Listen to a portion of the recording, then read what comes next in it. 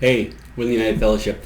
Pastor Ruby here. Hey, this last week we concluded those 2 weeks of talking about marriage, a series, or a short series, if you will, just 2 weeks of sermons entitled A Transformed Marriage. The first one was talking about the value of marriage, really looking at a biblical perspective of why marriage is important. And then this past Sunday was talking about the roles in marriage. A lot of stuff going on there. Marriage is a highly controversial subject in this country today and even around the world.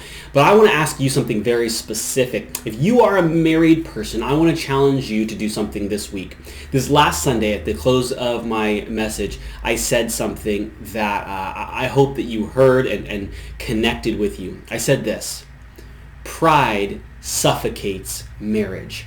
Pride suffocates marriage. In all of my experience, not just in the few years that I've been married, but talking with people who have been married much longer than me, I have seen something very true, and I'm sure you have as well.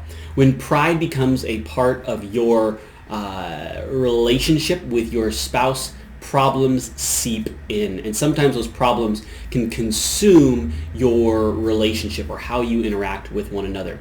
Sometimes it's as simple as your agenda over hers or his and not wanting to budge on that. Sometimes it's arguing about petty things just because you want to argue about those things. Sometimes it's guarding yourself emotionally from the person that, well, we would often say hopefully is our best friend. A lot of different ways pride can manifest itself in your marriage. So I want you to do one thing if you are a married person watching this video. This week, even perhaps today, ask your spouse this question: how am I manifesting pride in our relationship? How am I manifesting pride in our relationship? See what they say. Be willing to listen to what they say, and don't push back with a reason for why you do that one thing or another.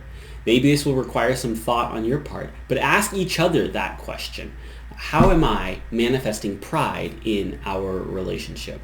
Sit back, listen to their answer with a calm ear, and be willing to probe your own relationship with God on that subject as well.